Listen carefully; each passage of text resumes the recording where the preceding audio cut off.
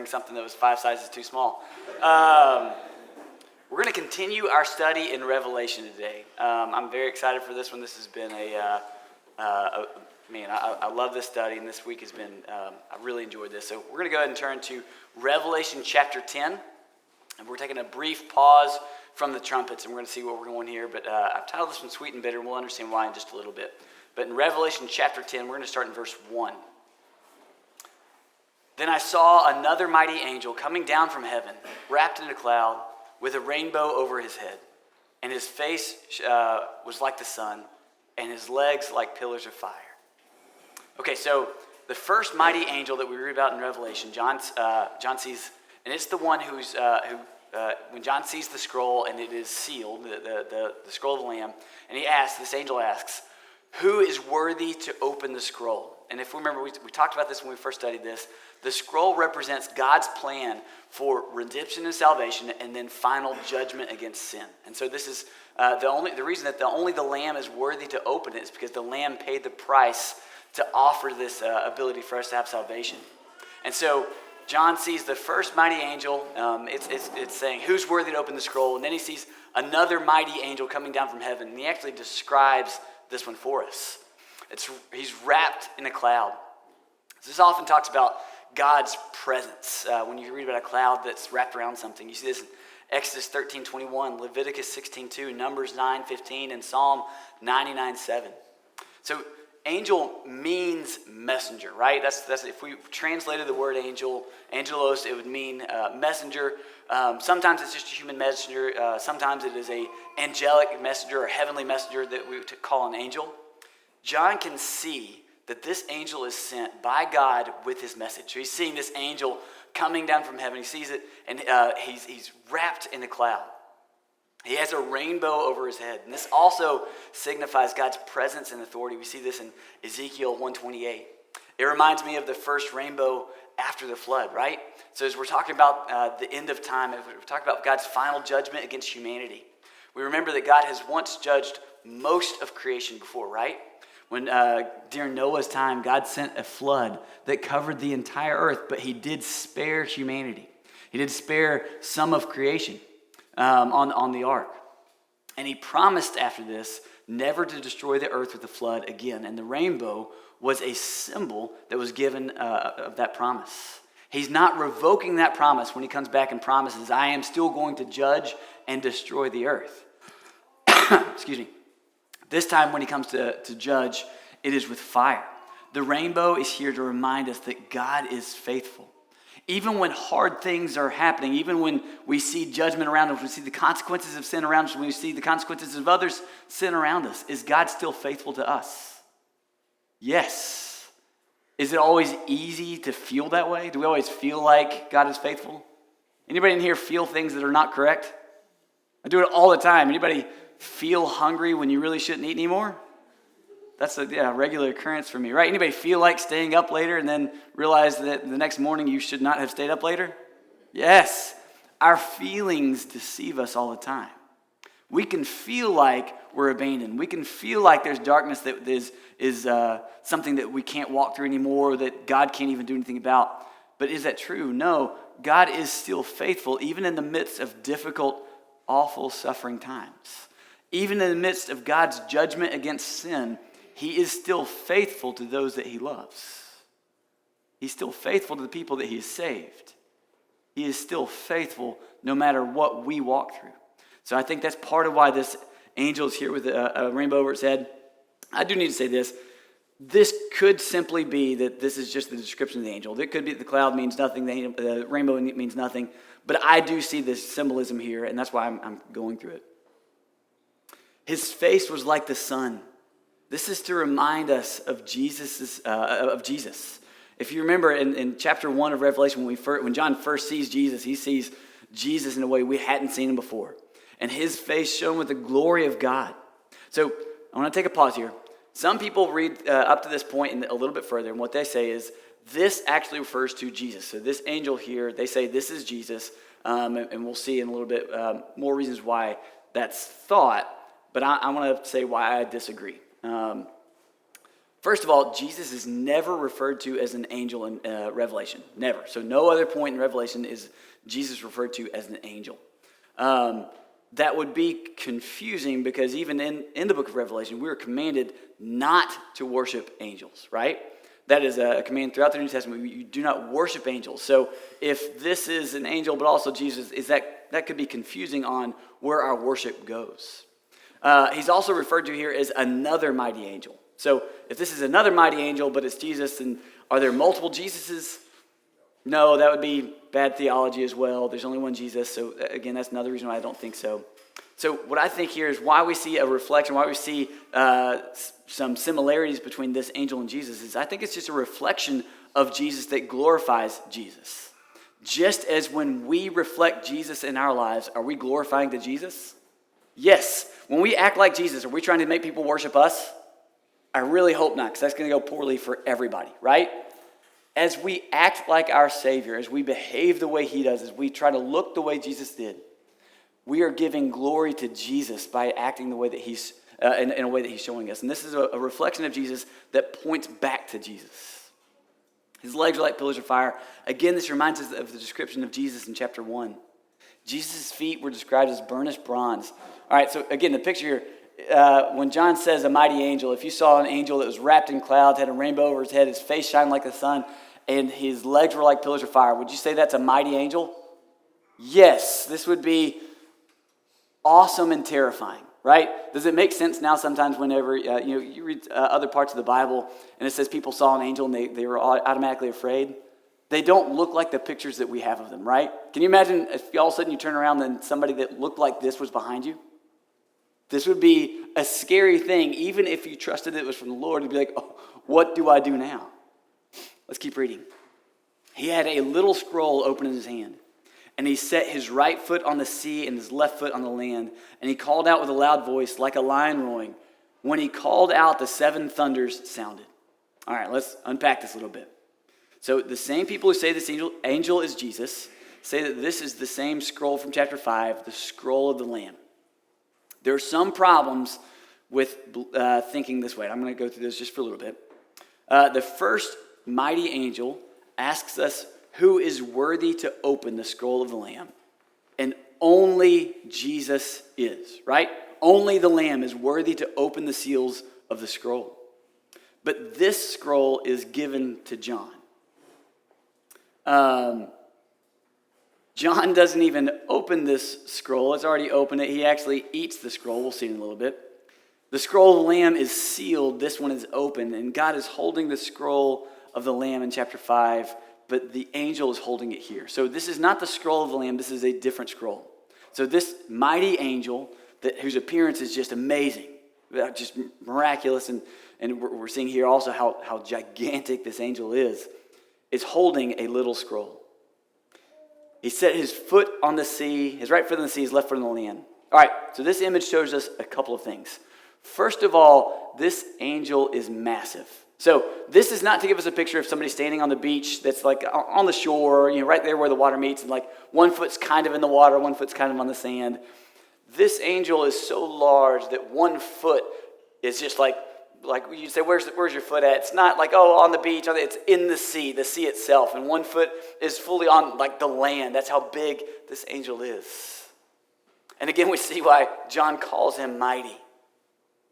And the reason for this, the symbolic reason, is that this message is for the whole world, all of creation. So this angel is speaking to all of creation, the entire world, and particularly to all of humanity who could read this and understand it. He called out with a loud voice like a roaring lion. Again, this angel is reflecting Jesus, who is the Lion of Judah. When the Lord roars, he judges those that he roars against. You guys remember in Amos when we studied that, when God shows up roaring like a lion against Judah, roaring against them. It's because he is angry at their choice. They're choosing sin over him. He's angry at their idolatry. He's angry at their just dismissiveness of him. And so he roars against them. He roars against Israel. This angel is roaring God's message that he was to deliver. So he's roaring out God's message of judgment against sin. And when he called out, roaring like a lion, the 7 thunders sounded. So when the Lord thunders, he judges those opposed to him or shows his awesome holiness. Remember, in apocalyptic literature, anytime we're reading something like Revelation, numbers typically have symbolic meaning. Sometimes they don't, but most of the time we see numbers, they are symbolic. 7 means something. It means completion, perfection, totality. And so these 7 thunders depict a full revelation of God's majesty and wrath against sin. So the 7 thunders show us how awesome and powerful God is. And they also depicted God's absolute hatred of sin and what his plan was to deal with sin. And when the 7 thunders sounded, I was about to write, but I heard a voice from heaven saying, seal up what the 7 thunders have said, and do not write it down. Okay, so when the 7 thunders sounded, so this angel, again, we see this picture, this angel coming down from heaven. He's got, he's clothed in a cloud. He's got a rainbow over his head. His face is shining as bright as the sun. His legs are like pillars of fire. He speaks, and it sounds like a lion roaring. He's so big that he's got 1 foot on land, 1 foot in the sea. And as he speaks, it's the sound of the 7 thunders. And as the 7 thunders sounded, John's like, I'm writing this down. Yes, I'm sure he was, right? Can you imagine hearing what this message was? John has written everything so far, and this would have definitely been something that he would write down, right? As he is watching this, as God's giving him this vision, this prophecy, I'm sure John's like, oh my goodness, this is, wow. But then as he's about to start writing, he heard a voice. A voice interrupted him. So he's about to write what he heard from the thunders, and then a voice interrupts him. This seems like the only thing that could have stopped me from writing this, right? Because again, imagine, you've seen this awesome, mighty angel. You hear him speaking like a lion, and you hear, all we know what this is called is the 7 thunders, right? And these are what we are going to understand in a minute. These are prophecies of what God is going to do in judgment. John's going to write down, and this voice stops him from writing and says, seal up what the thunders have said. When we study Revelation, it does give us a pretty detailed picture of God's final judgment against sin.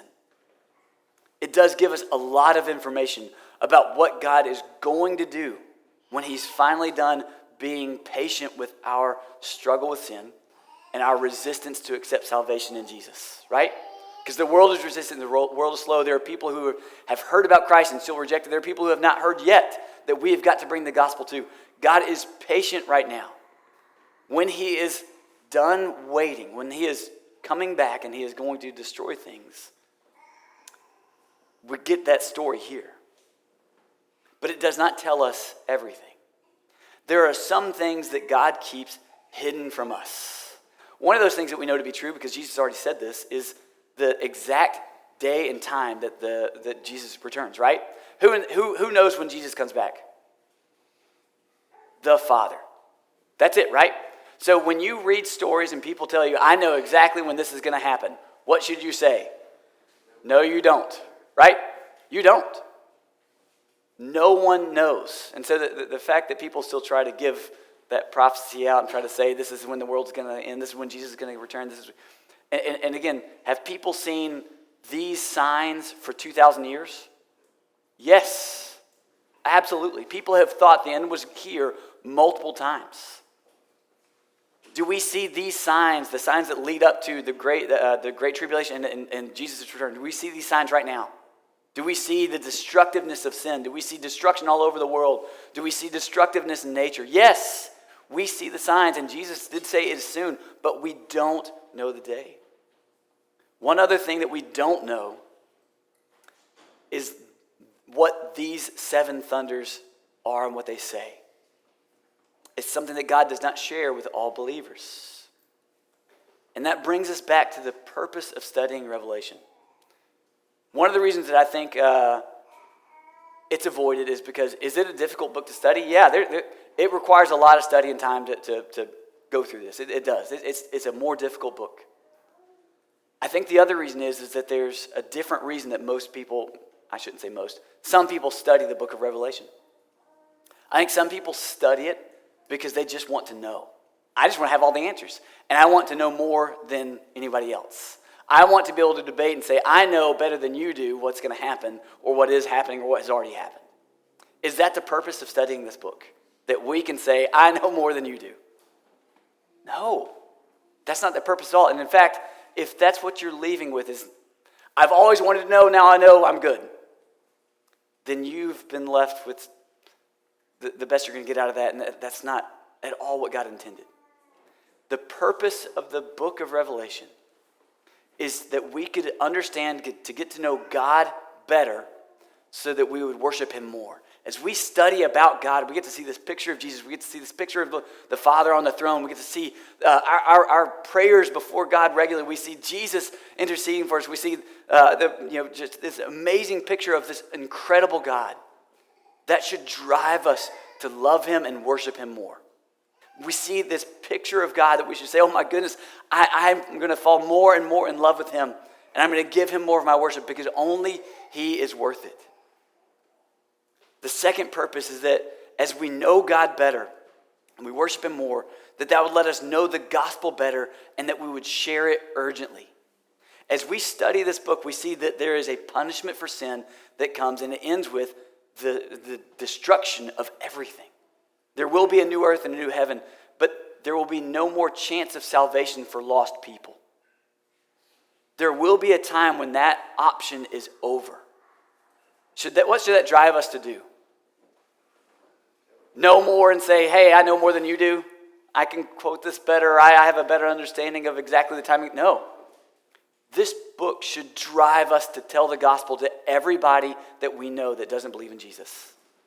Every time we study this, it should drive us to say, there is an end to this. This world doesn't exist like this forever. God is being patient right now, but there is an end time. And so all the people I love that don't know Jesus yet, I should have an urgency to share the gospel with them. That's the purpose of studying this book. And the angel whom I saw standing on the sea and on the land raised his right hand to heaven and swore by him who lives forever and ever, who created heaven and what is in it, the earth and what is in it, the sea and what is in it, that there would be no more delay, but that in those days of the trumpet call to be sounded by the seventh angel, the mystery of God would be fulfilled, just as he announced to his servants, the prophets. Now let's break this passage down. So he raises his right hand to heaven. Again, this mighty, awesome angel. Depicted it was standing on earth and sea, land and sea. Giant, massive. Raises his right hand. And this is what this reminds me of is a courtroom setting. When someone's making an oath to say, I promise to speak the truth. Exactly what I'm going to say is true. This angel is making a solemn promise. Another reason, so he swore by him who lives forever, who created heaven, earth, and sea. Another reason why this angel cannot be Jesus is he swears by God, not claiming to be God. Jesus doesn't swear by God when he is God. So this angel is swearing by God. As creator of all things, God rules and reigns over all. So this promise is made by God's power and authority. This angel is saying, by the power and authority of God, this is going to happen. That there would be no more delay. So this angel is saying, at this point, the end has arrived. He is saying that the time of old creation has ended and new creation is at hand. So I know some of you have not been with us this whole time. I've referenced this a few times, but I want to make sure I say this. We get to new creation in chapter 21 and 22. So it's going to be a little while before we get to exactly what new creation is, but I want to make sure we understand this. God's going to destroy everything. The universe itself, he is just tearing it apart. Then he's going to create a new heaven and a new earth that we will live on forever, free from the penalties and the consequences of sin. So this angel is saying, all right, I promise by the authority and the power of God that the delay is going to be no more. The end is at hand. The next trumpet is the last one. And when it sounds, it will wrap up history as we know it. So when this happens, the mystery of God will be fulfilled. Mystery in the scriptures typically refers to something that was previously hidden that is now revealed. So when the end comes, everything hidden will be fulfilled. One of the things that we're going to know, so when this happens, when the end comes, when the seventh trumpet is blown, and the earth ends as we know it, and new earth is created, and things are restored to the way that God intended them to be, guess what we're going to understand? Everything. You know what we're going to know? What the seven thunders are. So if anybody in here is still like, well, I still want to know more about what that is. I'm sorry, there's no more details given right now. I know nothing else about it. What I do know is that when Jesus comes back, I'll understand. I'll be like, oh, I heard the seven thunders. That was terrifying. And I'll understand. All the mysteries will be fulfilled and revealed to us at that time. All that God predicted and prophesied to his prophets would become a reality. Again, looking back at Amos, what he promised was there would be a day coming called the day of the Lord. And he said, you guys are looking forward to it. Don't. Again, we saw some of the similar prophecies of Amos saying you're going to run and hide and wish you didn't exist during that time, because this is when God's judgment against sin will be fulfilled. This is when God's hatred of sin will come to fruition, and where we're going to see the picture of a truly holy God and his absolute hatred of sin, punishing it.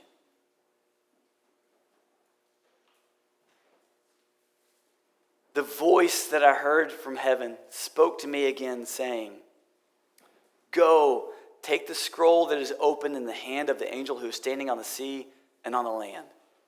All right. So the same voice that stopped him from writing down what he heard from the seven thunders. We're not told who this voice belonged to, but the message comes from the Lord, right? So we know that this is God's message because John obeys it as authoritative in his life. And this voice says, take the scroll that is open in the hand of the angel. All right, pause for just a second. I want you to picture this. Remember the description of the angel that we're talking about. So this angel is massive. So big that you're saying 1 foot is on land and 1 foot is in sea. Wrapped in a cloud, rainbow over his head. His face so bright it's like the sun, and his legs are like pillars of fire. Imagine if I said, hey, go take something out of his hand. Anybody want to be the first one to go? I can just imagine, just putting myself in John's shoes. I'd be like, wait, I'm not going to disobey, but you want me to take something from him? He's huge. But that's what he's told. And so I went to the angel and told him to give me the little scroll. We're going to break that down in a second. And he said to me, take and eat it. It will make your stomach bitter, but in your mouth it will be sweet as honey. John's confidence here blows my mind. Again, picture this, because we don't need to see this as something that we don't need to diminish it or make it something that's simple or easy. Like, I'm going to go up and be like, hey, Andrew, give me your coffee. That's scary. He's bigger than I am, but I might brave that. Something that's an angelic creature that's so big that I have to say 1 foot's in sea, 1 foot's in land. Going up and saying, hey, come on, give it to me. It does make sense, though, if we study this correctly. This angel would have been awesome to see.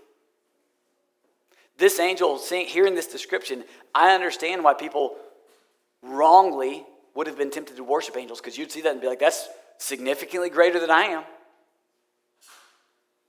But here's the problem with worshiping an angel or living in fear of something else created. He was nothing compared to his creator.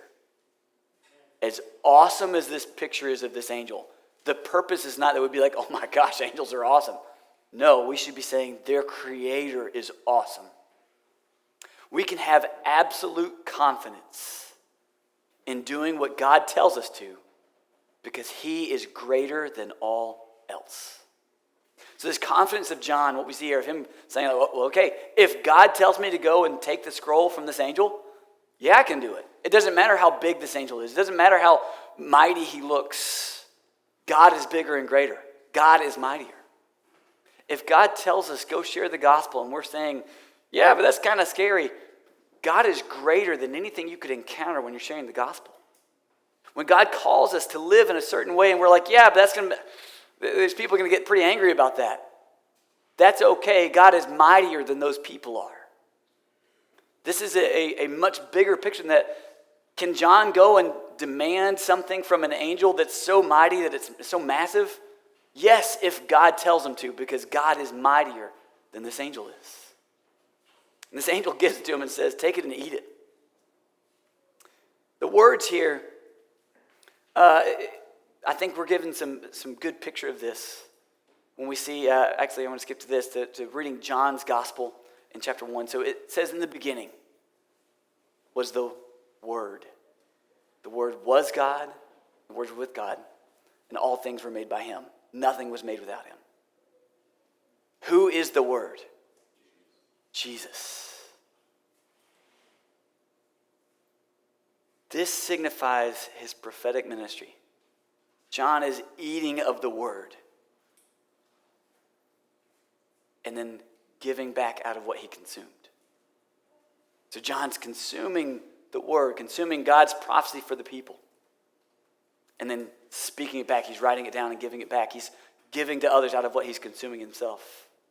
As we as the church study and then teach John's message, we're sharing in the same ministry.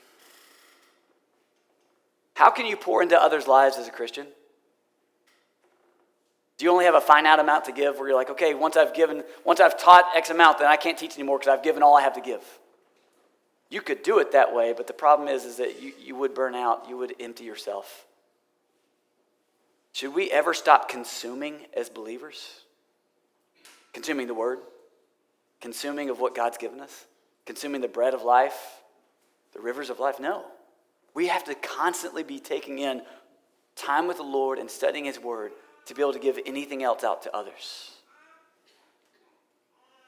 John here is supposed to take and eat this scroll, this prophecy. He's told it's going to make your stomach bitter. So the word that John eats is a message of judgment against all of creation. And it's difficult to digest. I want us to understand this for a second. Think right now of someone you know, someone that you care about, someone that you love, who is lost. You know they don't believe in Jesus. Either you're sure of it or you're fairly certain. You know they don't believe in Jesus for salvation. Okay, when we study about God's hatred of sin and his promise to destroy creation and punish sin specifically through hell for eternity for any who don't believe in him, can that be difficult to study? Yes, it should be. Should we delight in people going to hell?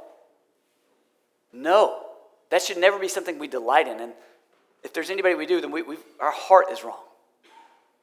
If there's someone in your life that you love, of course you don't delight in the thought that I don't think they believe in Jesus. So when you study about God's absolute hatred of sin and the eventual permanent punishment of it, can that be difficult to study when you're thinking about the people you love? Yes. It might make your stomach feel bitter when you think, this affects people I know and love. But in your mouth it will be sweet as honey. Because the thing about God's word, even when it tells us something that's difficult for us in our current circumstance, even when it tells us that people we love are in danger of hell, it is still always a delight and always a joy, according to Psalms 19:10 and 119:103. It is always good, even when the message is difficult for us. Anybody ever studied a passage of Scripture that hurt your feelings? Just start in James 1. Consider it all joy, my brothers, when you face trials of many kind. I hate that passage. I'm kidding. I don't hate it. It's hard for me. If it's not hard for you, then you're not in a trial right now. Because it's easy on the other end of a trial to be like, okay, I look back and I see how God did some great things. I see what he was doing. I see back now the purpose that he had for me. But in the middle of the trial, is it easy to see his purpose in it? No. Is it easy to be joyful? No. I read that one, and it's sweet on the other side of a trial. In the middle of a trial, I think I go straight to the bitter stomach where it's like, but God, I don't have joy right now. God, I don't feel that. Does it change that passage is true? That God has a purpose in my trials? No, it changes nothing. It's true.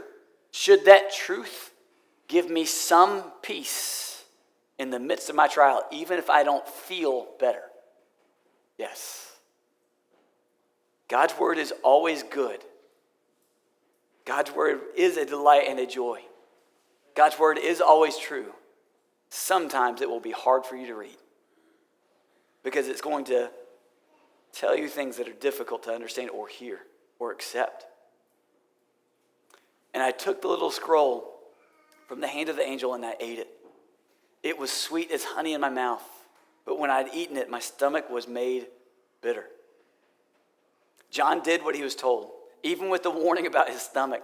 He was told, hey, you're going to eat this. And he didn't say it's going to taste sweet first. The angel was nice. He's like, hey, you're going to eat this. It's going to upset your stomach, but it's going to taste really good in your mouth.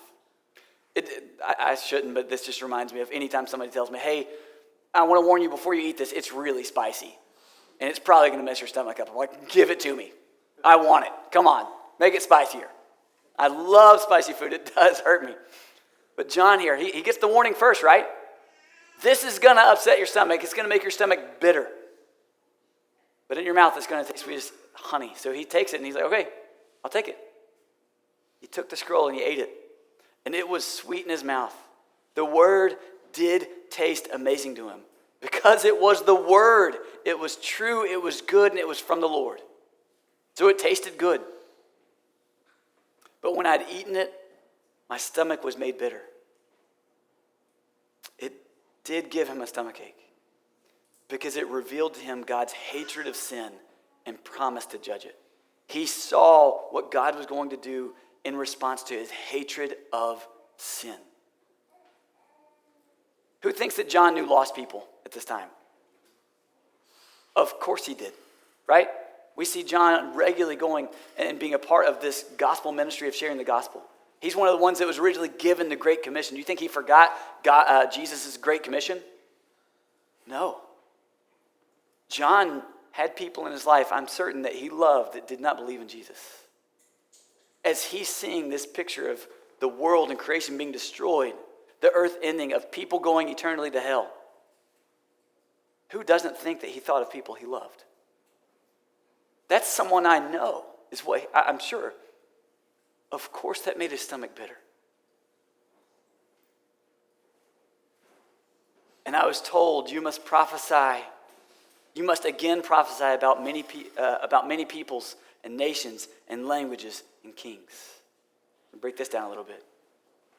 This passage indicates that this was what he was told by the scroll that he ate. It made John's stomach ache, so this prophecy is going to be about judgment. He must do it because it is necessary for the world to know the truth about God, sin, salvation, and judgment.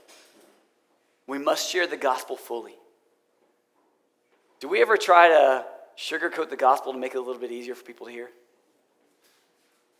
Anybody ever heard the story of salvation given to somebody of, hey, listen, if you will just kind of like believe in Jesus, he's going to make your good life better? Is that the gospel? No. He's going to take your dead self and give you life. He's going to take your filthy nastiness and make you clean by giving you his cleanliness.